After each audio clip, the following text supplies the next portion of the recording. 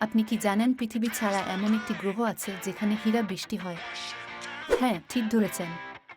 Neptune গ্রহে হীরা বৃষ্টি হয়। অবিশ্বাস্য শোনালেও এটি সত্যি।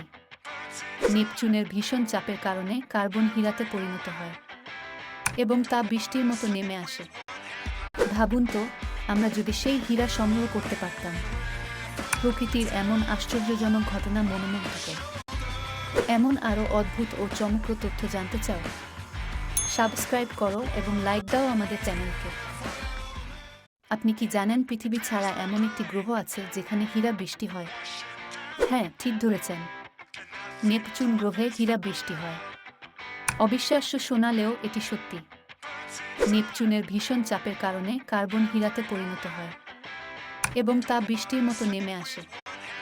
ভাবুন তো, আমরা যদি সেই হীরা সংগ্রহ করতে পারতাম। প্রকৃতির এমন